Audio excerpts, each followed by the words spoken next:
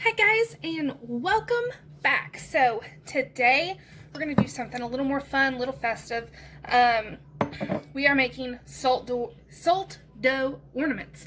It is something super easy. You should already have this stuff in your pantry, and it's great for if you have kids or grandkids or whatever, and it just makes good memories.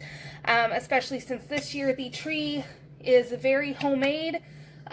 We have popcorn garland, and then the only ornaments are going to be salt dough ornaments that me and the kids make. Mine will be a little more, well, not like a kid made them, but regardless, it's all going to be homemade, and we're just going to do it together as a family. So, I thought I'd bring you along. Super easy, 3 ingredients. And then I'm actually going to use my stand mixer, or you could knead this by hand and mix it with a spoon. It's really up to you. So to start off, I have 2 cups of flour. It's just regular all-purpose flour. And then to that, I am adding the super cheap, do not use your expensive salt. This is the 40-cent salt, and we need a cup of it. And this is supposed to make around 4 cups of dough. I may make another recipe of it. I will let you see how many this makes around about. So, cup of salt to a cup of 2 cups of flour to a cup of salt. And then I'm going to give it a quick stir just to kind of incorporate those 2 things together. And then you want to add between a half to a full cup of cold water.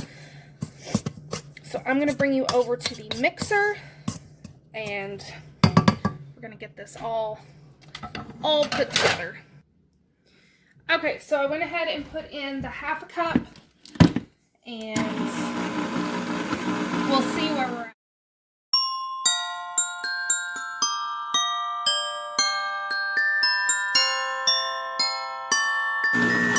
Okay, so the full cup's in there. We're going to let this just knead for 10 minutes.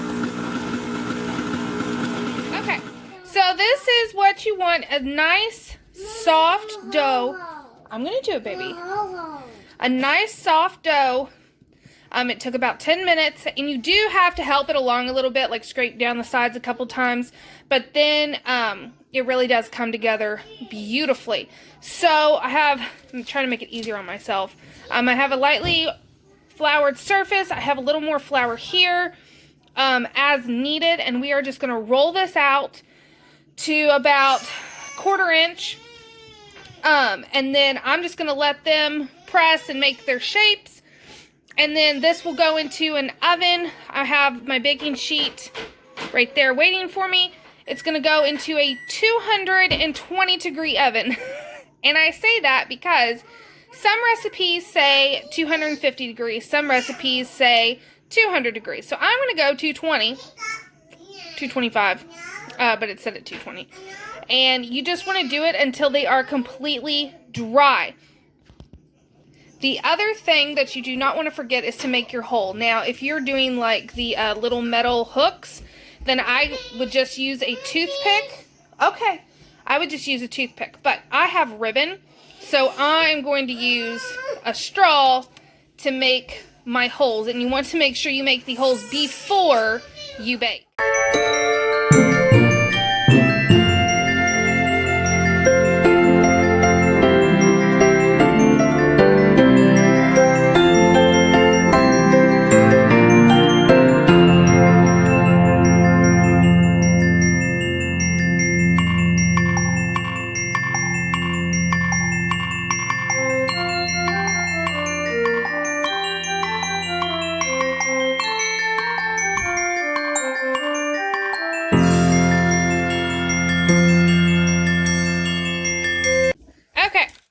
So here are my grown-up ones, and I just used some rosemary to kind of press in, and then I'm gonna paint this a different color. I mean, you can use whatever. You can go get a leaf and use a leaf. I just really like this type of pattern, so this is what I'm doing.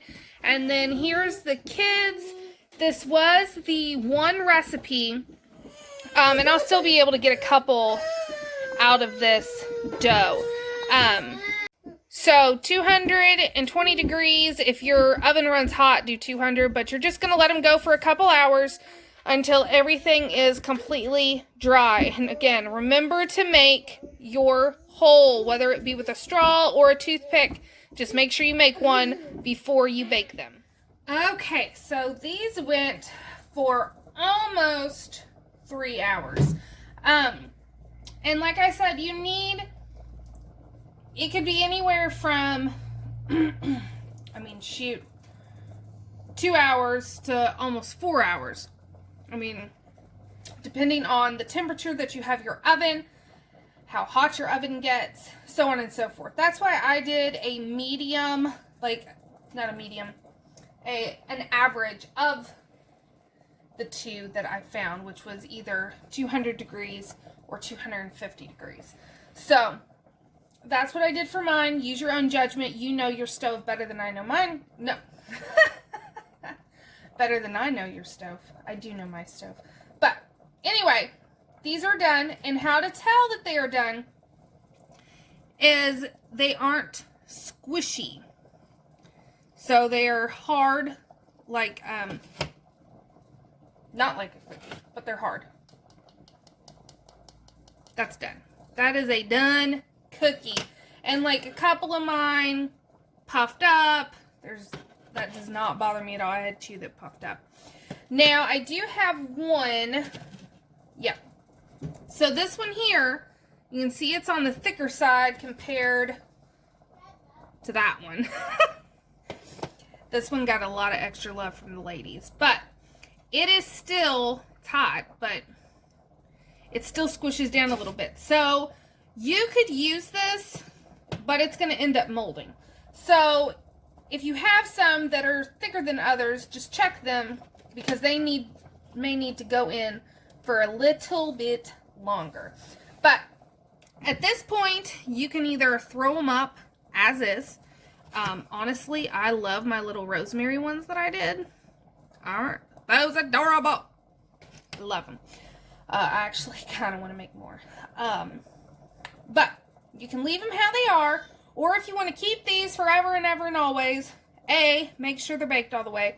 B, put a protective layer on them.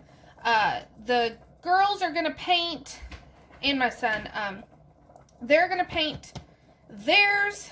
I'm going to paint mine. And then we're going to put just a clear coat of Mod Podge on them. Or you could do a sealant spray. Anything like that is just going to help protect your little ornaments for longer. So it's not necessary, but you can do it if you want to. So that's what we're getting ready to do because my ladies have been checking the stove for 3 hours now, waiting for their cookies to be ready to paint. So I hope you enjoyed this video, and I hope you try it for yourself. It's fun. It was fun for me, and I'm 31 years old. So until next time, guys, thanks for watching.